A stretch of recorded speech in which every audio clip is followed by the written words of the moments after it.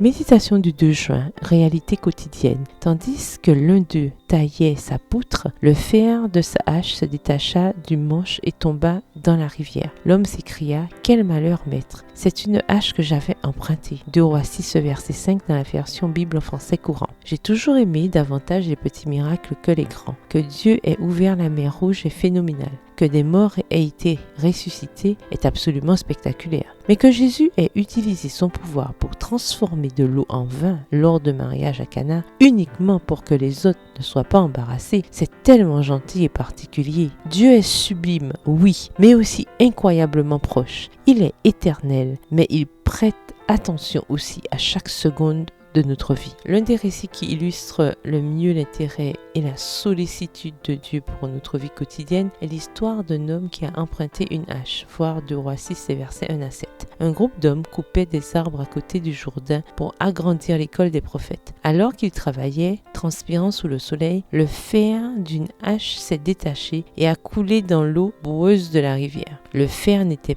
pas bon marché à ce moment-là, et le fer de la hache avait dû tomber dans la partie la plus profonde parce qu'il n'arrivait pas à le trouver. Alors l'homme a paniqué et a crié « C'est une hache que j'avais empruntée !» La vérité, c'est que moi aussi j'aurais crié. Imaginez qu'une amie vous prête sa voiture et que vous fassiez un accident, ou qu'elle vous prête un livre d'une édition limitée signé par l'auteur et que vous le laissiez tomber dans la baignoire. Ne paniqueriez-vous pas ? Ce n'est pas seulement l'objet qui est en jeu, mais aussi l'amitié de cette personne. Croyant que Dieu satisferait même ce besoin si banal, Élisée a coupé un bâton et l'a jeté à l'eau, et le fer a surnagé. Dieu est grand, mais il s'intéresse à ce qui est petit. La Bible dit que même nos cheveux sont comptés, voir Matthieu 10, verset 30. Dieu a un profond intérêt pour notre vie quotidienne. L'auteure chrétienne Jenny Allen dans Restless, sans relâche, le décrit en ces termes. Dieu se préoccupe de l'éternité, mais il se soucie de chaque seconde de la vie de chaque être humain. C'est le Dieu que nous servons.